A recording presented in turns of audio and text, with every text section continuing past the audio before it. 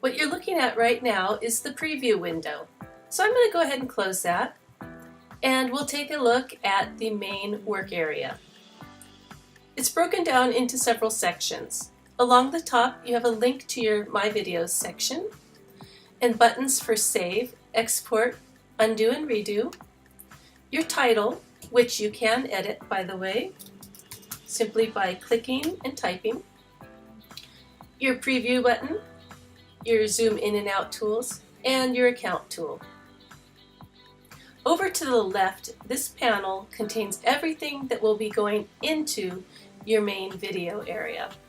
So you've got your preset scenes, backgrounds, characters, objects, text, and audios. On the right, you have a panel that is collapsible in case you want more workspace for your video. You'll notice that the scenes are stacked vertically, and they're labeled scene 1, 2, and 3. In between each scene is your transition bar, so you can change how you have each scene move from one to another.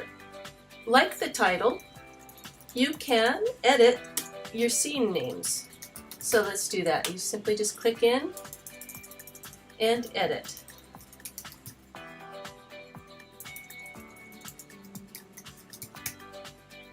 You'll notice the icons. This one will duplicate your scene, and the trash can will delete it. Confirm to delete.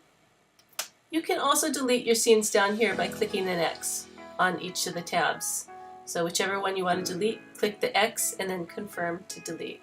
Finally, you can add new scenes right from the panel here by clicking Add New Scene here, or if you go down to the timeline, click right here, Add New Scene. You can move your scenes by clicking on the dots and dragging them into position. You'll notice as I do that, the order down here changes as well.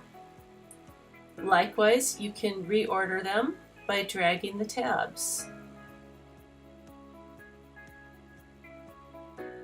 And let's delete scene 4. Now, if you go down into the timeline area, you'll notice a few sections. You have your playback controls, then you have rows for your scenes, your music, and voiceover. The timeline itself is measured in 1-second increments. So in this case, I have a 4-second scene. My classroom scene is about 8 seconds. My closing scene is about 6.5 seconds. You can extend the duration of your scenes by dragging different elements to make them longer, or you can shorten them by dragging them the other way and reducing how long they appear. The scene row is stacked of several rows, with each row representing the different assets of the scene.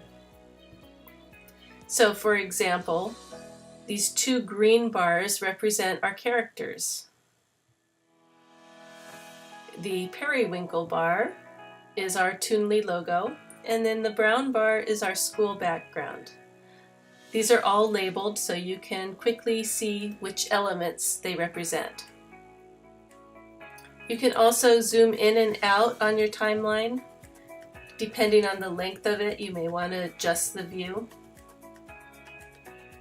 And you can also collapse the view of your scene in the timeline. If you have a lot of elements, it can get very busy looking down there. And this just simplifies the look a little, makes it a little easier to work with. You can see your music and voiceover a little bit better if you collapse this scene. And that's pretty much it for the Toonly Interface Tour. Thanks for watching.